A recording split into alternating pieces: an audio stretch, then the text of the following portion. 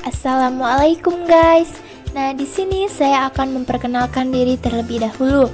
Perkenalkan, nama saya Maurli Larasati dengan NIM 2019133014. Nah, di sini kita akan membahas tentang pengelolaan sumber daya alam Indonesia. Nah, yang pertama kita membahas tentang pengertian sumber daya alam, yaitu segala sesuatu yang berasal dari alam yang dapat digunakan untuk memenuhi kebutuhan manusia.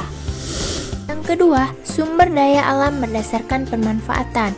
1. Sumber daya alam materi, yaitu sumber daya alam yang berbentuk materi yang dimanfaatkan oleh manusia. 2. Sumber daya energi, yaitu sumber daya alam yang berguna untuk menghasilkan energi. Dan yang ketiga adalah sumber daya ruang, yaitu tempat yang diperlukan manusia dalam kehidupan. Nah, yang ketiga yaitu sumber daya alam berdasarkan jenis. Yang pertama itu ada sumber daya alam non-hayati, dan yang kedua sumber daya alam hayati. Selanjutnya, sumber daya alam berdasarkan lokasinya. 1. Sumber daya alam akuatik, yaitu sering dijumpai di daerah perairan seperti ikan, rumput laut, terumbu karang, dan lain-lain. Yang kedua, sumber daya alam terestrial, yaitu sumber daya alam yang sering dijumpai di wilayah daratan. Sini ada potensi persebaran sumber daya alam Indonesia, yaitu sumber daya alam kehutanan, yaitu suatu kesatuan ekosistem berupa hamparan lahan. Nah, jenis-jenis hutan berdasarkan fungsi pokoknya. 1. Hutan produksi, yaitu dikelola untuk menghasilkan kayu atau hutan bukan kayu. Yang kedua, hutan lindung, yaitu dikelola untuk mengelola tanah dan air hutan suaka alam. Dan yang ketiga adalah hutan konservasi, yaitu kawasan hutan dengan ciri khas tertentu yang memiliki fungsi perlindungan keanekaragaman tumbuhan dan satwa serta ekosistemnya.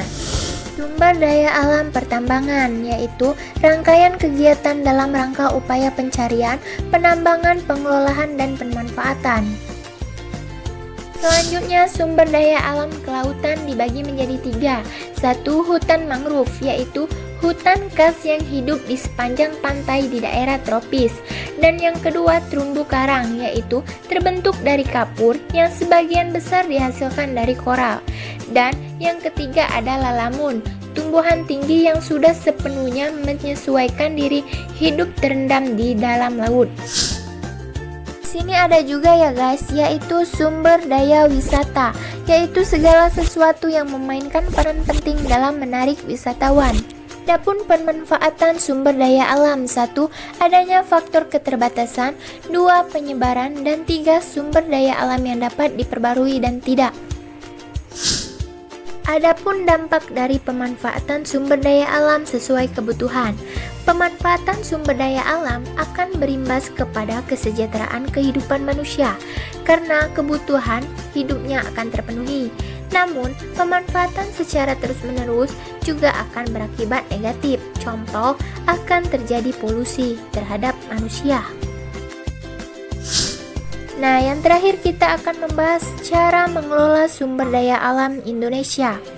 Yang pertama yaitu selektif dalam memilih menggunakan, 2. Menjaga kelestarian, dan 3. Menghemat, 4. Memperbarui.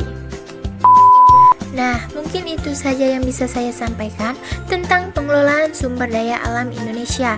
Semoga bermanfaat bagi kalian semua. Wassalamualaikum warahmatullahi wabarakatuh.